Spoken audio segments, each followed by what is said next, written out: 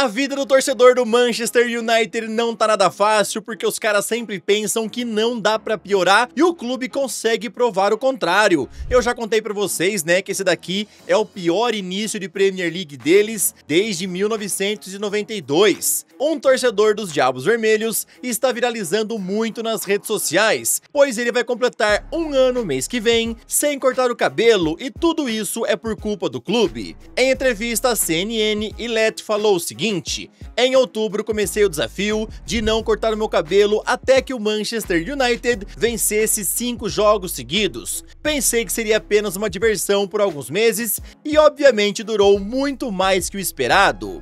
Lembrando vocês que ele começou o desafio quando Erik ten Hag ainda era o técnico do clube, e Ilett falou que fez isso para trazer um pouco de alívio cômico à torcida que só vinha sofrendo. Ele também revelou que acha que os jogos entre o final de novembro e começo de dezembro são bem vencíveis, portanto ele espera que o Manchester consiga essa sequência de 5 vitórias consecutivas para que ele finalmente possa cortar o cabelo que não aguenta mais ver crescer.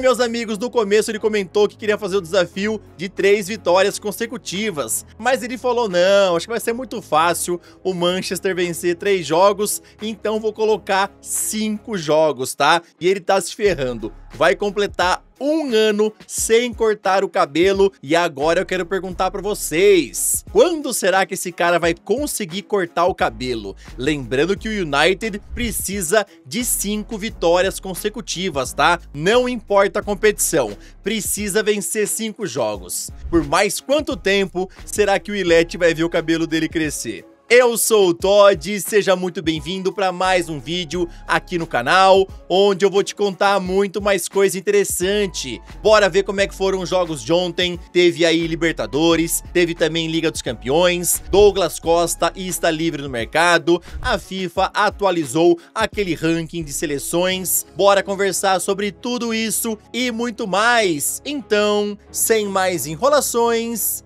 solta a intro!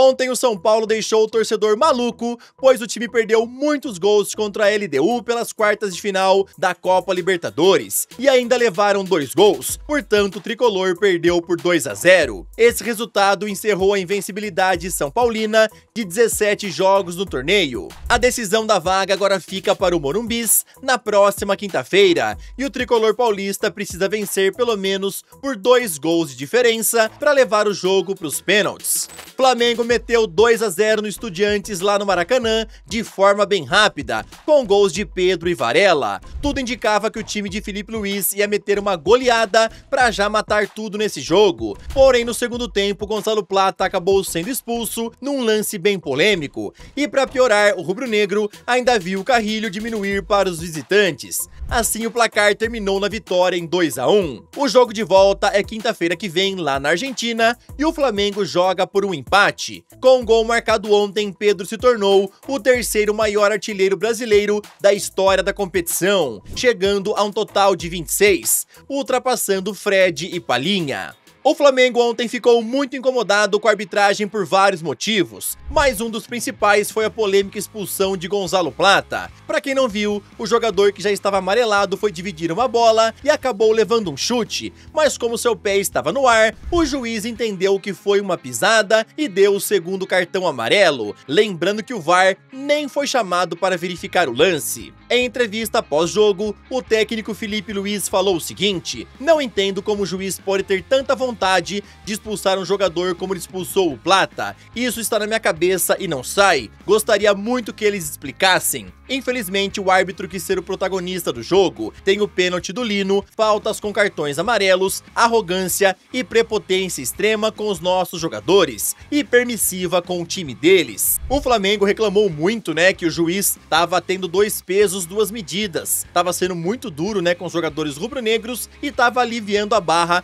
dos jogadores do Estudiantes. Segundo a TNT Sports, o Flamengo vai fazer uma reclamação formal à Conmebol a respeito da arbitragem. Após 3 anos consecutivos no topo do ranking da FIFA, agora a Argentina caiu e não lidera mais. Ontem a entidade divulgou o ranking atualizado de seleções após a última data FIFA, e agora quem assume o primeiro lugar é a seleção espanhola, que começou muito bem as eliminatórias para a Copa do Mundo, vencendo em setembro a Bulgária por 3-0 e a Turquia por 6-0. França também subiu, assumindo a segunda colocação. Já a Argentina caiu 2 posições, ficando em terceiro lugar. Inglaterra se manteve em quarto, já Portugal ultrapassou o Brasil, assumindo a quinta colocação. A nossa seleção brasileira caiu para o sexto lugar. Holanda se manteve em sétimo e Bélgica se manteve em oitavo. Croácia subiu para o nono lugar e a seleção italiana subiu para o 10º.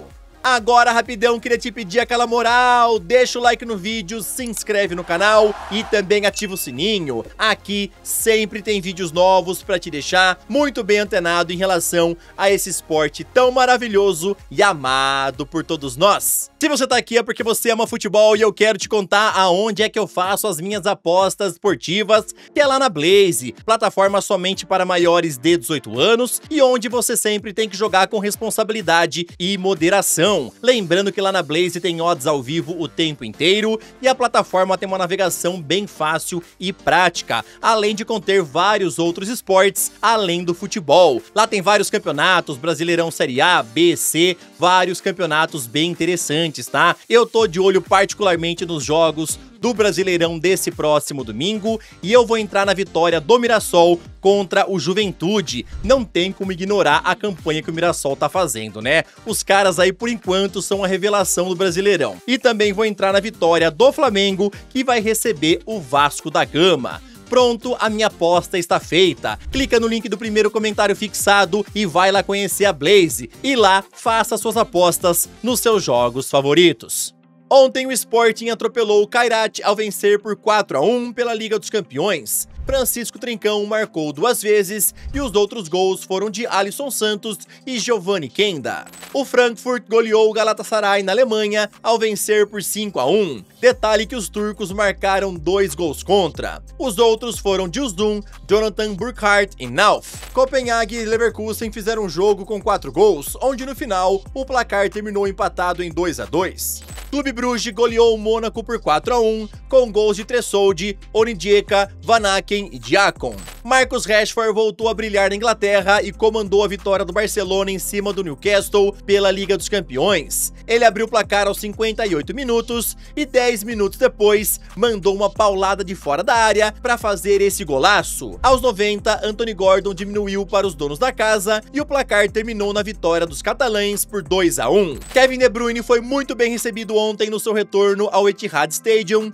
com muitos aplausos e cartazes, mostrando todo o carinho da torcida do City com ele. Porém, ele ficou só 21 minutos em campo, já que Antônio Conte resolveu sacrificá-lo após a expulsão de Giovanni Di Lorenzo. Haaland abriu o placar para o Manchester City aos 56 minutos e Jeremy Doku ampliou aos 65. Assim, o time de Guardiola venceu por 2-0. Com o gol marcado ontem, Haaland se tornou o jogador que mais rápido chegou a 50 gols na Liga dos Campeões, precisando de apenas 49 jogos. A primeira rodada dessa fase de Liga da Champions já se encerrou, a tabela tá aparecendo aqui do meu lado. Se você quiser, dá um pause no vídeo e dá uma olhada, tá? Porque tem time pra caraca, tudo empatado com 3 pontos aí, e aí você consegue analisar um pouco melhor. Concorrendo ao prêmio de melhor jogador da semana, temos esses 4 jogadores: Vlahovic, Marcus Thuram, Marcus Rashford e Francisco Trincão. Na minha opinião, quem merece levar o melhor da semana é o Marcus Rashford, que simplesmente comandou a vitória do Barça ontem. Quero saber a tua opinião, comenta aí. O Benfica agiu rápido após a demissão de Bruno Lage e já anunciou ontem José Mourinho como seu novo técnico. Em suas primeiras palavras no retorno ao clube português, o treinador falou o seguinte: São 25 anos, mas não venho para celebrar a carreira. Tive a oportunidade de trabalhar nos maiores clubes do mundo e quero falar como representante dos milhões de benfiquistas que existem nesse mundo. E nenhum dos outros gigantes clubes que tive a oportunidade de treinar me fez sentir mais honrado, mais responsabilizado e mais motivado do que ser o treinador do Benfica. José Mourinho assinou um contrato até junho de 2027 e fará sua reestreia à beira do gramado amanhã pelo pelo Campeonato Português. Lembrando a vocês que ele começou a carreira como técnico justamente lá nas Águias, quando ainda tinha 37 anos, nos anos 2000. O pessoal do Fenerbahçe não tá muito feliz aí com o José Mourinho, tá? Inclusive o presidente do clube chegou a falar que o Mourinho meio que teria orquestrado toda essa troca, né? Afinal, pra quem não se lembra, o Fenerbahçe foi eliminado nos playoffs da Liga dos Campeões justamente pelo Benfica. E aí depois o Mourinho acabou sendo demitido. E agora ele assumiu o Benfica, que tá jogando a Liga dos Campeões. Pessoal lá do time turco tá meio pistola com o Mourinho. O atacante Douglas Costa está livre no mercado mais uma vez, e isso é porque ele deixou o Sydney FC na última quarta-feira. A ESPN informou que o atacante agora deseja retornar ao futebol brasileiro e acertar com algum clube da Série A, então ele está esperando propostas. Como estava sem contrato antes do fim do fechamento da janela de transferências, o jogador ainda está apto para assinar com um novo clube até o dia 20 de setembro. Lembrando a vocês que Douglas Costa decidiu não ficar no Sydney FC após atuar por apenas uma temporada no time australiano. Ele se despediu com 6 gols marcados e com 8 assistências dadas em 25 jogos. O portal GE informou que ontem ele teve a prisão decretada por falta de pagamento de pensão alimentícia, onde a dívida totaliza quase R$500 mil. O processo tramita em segredo de justiça e a prisão tem duração de 30 dias. Lembrando a vocês que em 2023, o jogador já havia tido a prisão decretada pelo mesmo motivo. Na época, ele atuava pelo Los Angeles Galaxy, lá da MLS. Meus amigos, Douglas Costa, então, aí quer retornar para o futebol brasileiro e vamos ver como é que vai ser esses próximos dias, essas próximas semanas que prometem ser um pouco conturbadas para ele, né? Agora eu quero saber de você, que time você torce e comenta aí se você queria que seu clube fosse atrás da contratação do Douglas Costa, que chegaria de graça, né? Afinal, ele está livre no mercado. Comenta aí, tá bom?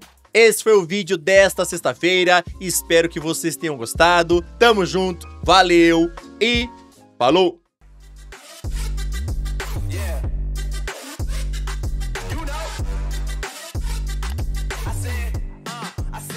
It's gonna be a long night.